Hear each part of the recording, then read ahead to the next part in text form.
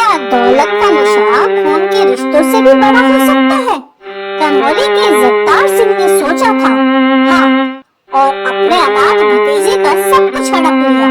लेकिन 5 साल के बाद उसी घर के दरवाजे पर कुछ ऐसा हुआ जिसने पूरे गांव को हिलाकर रख दिया। क्या हुआ जगतार सिंह के साथ, देखिए इस कहानी में।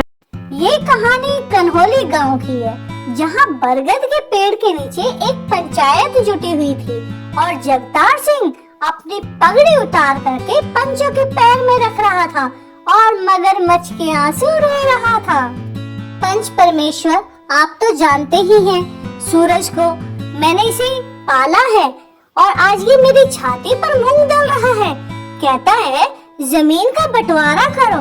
अरे मैं तो इसे अपना बेटा मानता था, पर ये तो जायदाद का भूखा निकला। गांव वालों को भी लगने लगा जगतार बिल्कुल सच बोल रहा है।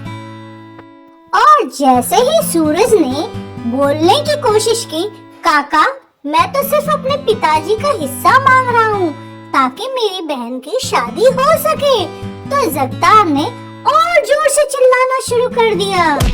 जगतार ने आओ देखा ना ताओ और भरी पंचायत में सूरज को एक थप्पड़ जड़ दिया और लठ लेकर उसे दौड़ाया। निकल जा इस घर से, आज से तेरा और हमारा कोई नाता नहीं है। सूरज खून के घूंट पीकर रह गया। उसने पलटकर बस इतना कहा, काका आज आपने जमीन के लिए जमीर बेच दिया है। रख लो सब कुछ, पर याद रखना वक्त की लाठी में आवाज नहीं होती, पर चोट बहुत गहरी होती है। और सूरज गांव छोड़कर चला गया। 5 साल बीत गए।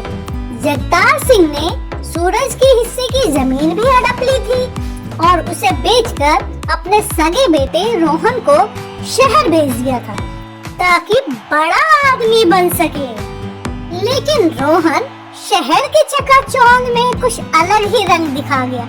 उसने कर्जे पर कर्जा करना शुरू कर दिया। एक दिन वो कन्हौली आया और बोला, पिताजी यह घर और बची हुई जमीन भी बेचनी पड़ेगी, मुझे पैसों की जरूरत है।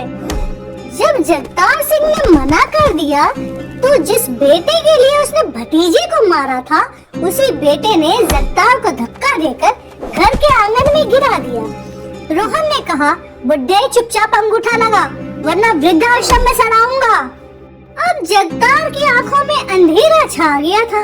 उसे उस रोज सूरज की याद आई जिसे उसने बिना कसूर के मारा था। उसी वक्त गांव में एक सरकारी गाड़ी की सायरन बजती हुई आई। गाड़ी में से एक रोजगार अफसर उतरा। वह कोई और नहीं सूरज था। सूरज अब जिले का बड़ा अधिकारी बन चुका था। रोहन पुलिस और अफसर को देखकर डर गया। सूरज ने रोहन को नहीं बल्कि जमीन पर पड़े हुए उस जगतार को देखा। जगतार को लगा कि शायद सूरज अब बदला लेगा। वह डर के मारे कांपने लगा, लेकिन सूरज ने आगे बढ़कर जगतार के चरणों में अपना सर रख दिया और उन्हें सहारा देकर उठाया। जगतार रोते हुए बोला, बेटा मैंने तुझे लाठियों से मारा, घर से निकाला और तू मेरे पैर छू रहा है। देख मेरे अपने खून ने मुझे ठोकर मार दी है। सूरज ने जगतार के आंखों के आंसू पोंछते हुए कहा, काका आपने मुझे घर से निकाला था, दिल से नहीं। बड़ों की गलती से छोटों का धर्म नहीं बदलता। यह रोहन आपका सगा बेटा है, इसीलिए इसने हक मांगा। मैं आपका भतीजा था ना, इसलिए मैंने फर्ज निभाया। सूरज ने रोहन को चेतावनी दी, अगर उसने अपने पिता को तंग किया तो उसे जेल हो जाएगी। उसने जगतार का हाथ थामा और बोला, वह आपका घर है और यह पूरा जिला मेरा है।